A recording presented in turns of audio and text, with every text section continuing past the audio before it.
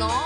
On a souvent ouvert ce débat à propos de l'être humain. Faut-il se faire vacciner ou pas? Y a-t-il des vaccins toxiques ou pas? Eh bien, on se pose la même question à propos de nos animaux de compagnie. Vous remettez en question l'innocuité de certains vaccins? Alors, en fait, si je vous parle de ce sujet aujourd'hui, c'est que c'est un sujet d'actualité parce que bientôt les vacances, vous allez peut-être partir avec votre animal à l'étranger. À l'étranger, nous sommes obligés de faire vacciner notre animal contre la rage. Est-ce vraiment sans danger? Est-ce protéger son animal que de le vacciner? Vous êtes gentil parce que vous m'avez demandé de venir la faire vacciner, ma Didjet, là, bientôt. Oui, mais je ne vous ai pas encore dit quel vaccin j'allais faire pour votre Didjet. Et je le saurai quand je l'aurai examiné. Ah bon? Parce qu'à chaque fois, vous changez de vaccin. Ben, on en parlera, Sophie.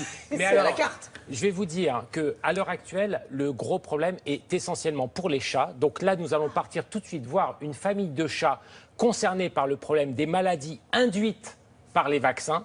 Et après, nous verrons ce qu'il en est des chiens. Vacciner son animal pour le protéger contre des maladies comme la rage ou la leucose, cela peut paraître évident et même obligatoire. Pourtant, à Aubrechy, dans le Nord, Danielle a choisi de ne plus faire vacciner ses animaux. Car il y a quelques années, elle a perdu son chat Clyde suite à un rappel de vaccin qui a mal tourné. C'est un chat que je vaccinais chaque année. Et en août 2003, il a eu son vaccin comme tous les ans. Malheureusement, 15 jours plus tard, est apparue une petite masse sous la peau, une petite boule. Danielle fait opérer son chat pour retirer cette petite tumeur qu'elle pense bénigne. Mais l'état de Clyde se dégrade. Quelques mois après, il y a une masse qui est revenue au même endroit, l'endroit de l'injection des vaccins. Et cette fois-là, beaucoup plus étendue. Malheureusement, le verdict est tombé, c'est un fibrosarcome. Le fibrosarcome est un cancer sous-cutané qui peut apparaître chez les chats suite aux injections de vaccins répétées entre les omoplates. Pour moi, je pensais le protéger, au contraire en le faisant vacciner, de façon à ce qu'il n'attrape aucune maladie. Et je lui ai malheureusement infligé cette autre maladie du fibrosarcome sans savoir que ces fameux vaccins pouvaient porter une telle conséquence. Depuis la perte de Clyde, Danielle a pris une décision radicale. Elle ne fait plus vacciner ses chats, même s'ils passent beaucoup de temps dehors. Je les ai fait vacciner les premières années, mais actuellement je ne fais plus les vaccins annuels, par peur de revivre la même chose. C'est un dilemme parce que c'est à la fois leur faire prendre le risque d'attraper une maladie, et d'un autre côté, maintenant, moi, j'ai le risque de savoir qu'ils peuvent attraper un fibrosarcome et je ne veux pas prendre ce risque-là de nouveau. La plupart du temps, les vaccins sont utiles et bien tolérés par les animaux. Mais il faut être vigilant après chaque injection et surveiller l'apparition éventuelle d'effets secondaires. Il faut faire ses recherches soi-même parce que les vétérinaires n'en parlent toujours pas de ces réactions au vaccin. Si vous ne leur posez pas la question, on ne vous dit pas attention, il y a un risque, surveillez-le, ou on n'est pas plus au courant qu'auparavant. Je savais pas qu'il y avait un risque. Alors, qu'est-ce qui se passe, Yves? Vous ne faites pas votre métier? Vous n'alertez pas les patients sur les risques liés au vaccin? Ce qui se passe, Sophie, c'est qu'en fait, il y a deux aspects. Il y a l'aspect statistique qui concerne les grandes populations animales. Il est évident que pour les grandes populations animales, c'est archi bénéfique que de les vacciner. C'est grâce à ça que, par exemple, chez le chien, on a fait disparaître l'hépatite de Rubart. C'est grâce à ça qu'on a fait disparaître une hépatite qui touche le chien et qui est très grave. C'est grâce à ça qu'on a fait disparaître la rage. On n'a plus de rage en France. Autrefois, nous avions la rage. Donc, pour les grands effectifs, il n'y a aucun doute.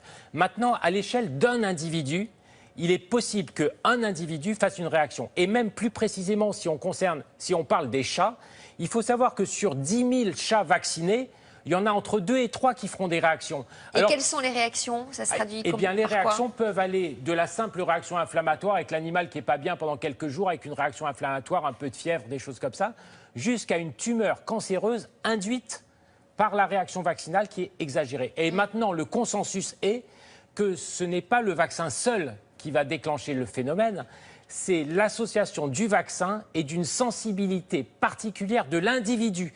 Et c'est pour ça que le vétérinaire a tout son rôle dans la vaccination, c'est parce qu'il va examiner votre animal, donc déjà lors de la visite annuelle, il vérifie que tout va bien, et ensuite, il va permettre de choisir le vaccin le plus adapté. Si par exemple votre chien ou votre chat ne part jamais à l'étranger, À quoi bon le vacciner pour la rage? Il n'y a plus de rage en France. Ce n'est plus nécessaire. Maintenant, il y a des vrais problèmes qui se posent. Parce que, par exemple, sachez qu'en Belgique, le même vaccin rage qui est fait en France et qui en France est valable 1 an, eh bien en Belgique, le même vaccin est valable 3 ans. Alors les Belges ne sont pas fous, ils sont simplement plus malins que nous. Parce qu'ils ont réalisé que la vaccination rage avait une efficacité suffisante. Régulièrement, on fait des sérologies pour la rage. Vous savez, ces sérologies, c'est-à-dire mesurer l'efficacité du vaccin rage simplement par une prise de sang.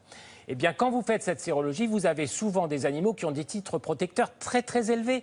Et ces titres protecteurs élevés, vous êtes en train de nous dire que ce vaccin contre la rage, il est valable plusieurs années, on survaccine. Oui, on protège par excès. Alors, si vous protégez par excès un animal qui ne réagit pas spécialement mal au vaccin, je dirais que ça ne me gêne pas, c'est pas grave.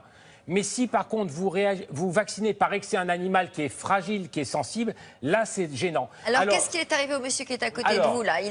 Son chien a été vacciné parce qu'il est gentiment à côté de vous. Il est en train d'enrager d'ailleurs que vous ne lui donniez pas la parole. Non mais non pas du tout. En fait, Frisquette est venu de Juan-les-Pins avec son maître. Et à Juan-les-Pins... Comment elle s'appelle? Frisquette. Frisquette. Ouais, c'est bizarre, hein, dans le sud de la France, Frisquette, c'est bizarre. Mais Frisquette, figurez-vous que dans le sud de la France, elle prend plus de risques que votre Digit dans le nord de la France, Sophie. Parce que dans le sud de la France, on a des tas de maladies qui sévissent. Vous avez la pyroplasmose transmise par des tiques. Vous avez la leishmaniose qui est transmise par une espèce de phlébotome, un quasi-moustique. Et ces maladies-là sont particulièrement graves, notamment la leishmaniose, puisqu'il n'y a pas de traitement. C'est-à-dire qu'un animal qui attrape la leishmaniose, il n'en guérit jamais. C'est une maladie grave.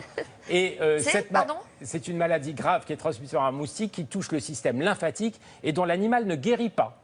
Contrairement à la pyroplasmose qui, elle, est transmise par les tiques et qui peut protéger. Alors, Monsieur Vatel, vous avez décidé de protéger Frisquette de tout ce qui existait. De tout ce qui existait. Elle a tous les vaccins. Puisque ça existe. Et auparavant, nous avions un autre animal qui, lui, a été protégé également. Et il a vécu jusqu'à combien de temps? Il a vécu 15 ans, le précédent. Donc c'est une belle longévité. 15 années. Et c'est vrai que sur Juan-les-Pins, on est exposé à des moustiques qui sont assez... alors donc vous le conseillez, ça Yves, ou pas? Je comprends mal votre discours. Vous conseillez de protéger notre animal contre tout, donc de le faire vacciner contre tout, ou au contraire d'adapter les vaccins et de n'en choisir que quelques-uns? Quand un animal réagit bien au vaccin, il faut le vacciner au maximum. Quand un animal réagit abusivement, par excès, avec des grosses réactions au vaccin, on arrête complètement les vaccins ou on les module. Par exemple, chez le chien, la maladie de Carré et l'hépatite, on peut se contenter de les faire tous les 2 ans. La rage, je viens d'en parler, on peut se contenter de le faire tous les 3 ans. Vous voyez, il faut raisonner la vaccination et faire en sorte que la vaccination soit adaptée au cas particulier qu'on nous confie. Et c'est important de prendre cette décision à l'échelle individuelle. C'est la santé de votre animal dont il est question. Moi, je remarque que vous me convoquez 1 fois par an pour ça. Oui, parce que chez les chiens, il faut convoquer 1 fois par an parce que certains vaccins ont une immunité faible. Par exemple, la parvovirose et la leptospirose chez le chien, si vous les vaccinez à plus d'1 an d'intervalle, la protection est vraiment mauvaise et ce sont des maladies particulièrement graves. Et est-ce qu'on vaccine plus en fonction de certaines régions alors, d'après ce que vous nous dites? Selon les régions et selon les risques. Si Frisquette ne devait jamais aller dans le sud... Si Frisquette habitait en Bretagne, par exemple. Si Frisquette était en Bretagne, la leishmaniose, on n'aurait pas besoin de la vacciner, par exemple. Si Frisquette n'allait pas de temps en temps faire un petit séjour en Italie, on ne la vaccinerait pas pour la rage, par exemple. Donc le vétérinaire de Juan-les-Pins qui a décidé de faire tous ces vaccins à Frisquette a bien fait. Parce que grâce à ça, il la protège efficacement. Et comme Frisquette ne fait pas de réaction vaccinale, elle est donc bien protégée. Est-ce que Frisquette est contente de son séjour à Paris? Toujours, toujours. C'est quand même très sympa d'être venu. Vous n'êtes venu que pour nous voir alors? Oui, bien sûr. Ça, c'est vraiment sympa quand même. Écoutez, j'espère que... Vous lui avez montré la Tour Eiffel? Hein? Oui, bien sûr. Bon. Alexandre, plein de questions. Bien. Hein? Elle est mignonne comme tout, Frisquette. Question-réponse rapide. Yves, Andrea, je dois laisser mon chien en pension dans un chenil. Est-ce que je dois le faire vacciner? Est-ce que c'est obligatoire? C'est une obligation pour éviter que les autres chiens du chenil ne soient contaminés. De Sidonie, de Saint-Priestre, à quel âge dois faire vacciner mon chien? Il a 1 an déjà, son chien. Alors, à 1 an, c'est-à-dire que dans environ 2 mois, ça sera la période des rappels de vaccins, puisqu'on commence les vaccins chez le chien à partir de l'âge de 2 mois. Un petit dernier, Pascal de Orbec, est-ce que c'est grave si j'oublie la date de rappel d'un vaccin? Si c'est de quelques jours, non, c'est pas grave. Si c'est de plusieurs années, oui, ça le devient. Ah bah ouais. Allez, on va pas faire vacciner plus, on va juste partir dans un paradis blanc avec Didier. Je suis pas sûre qu'en Antarctique, on ait besoin de se faire vacciner, parce qu'il fait trop froid pour que les virus ne circulent.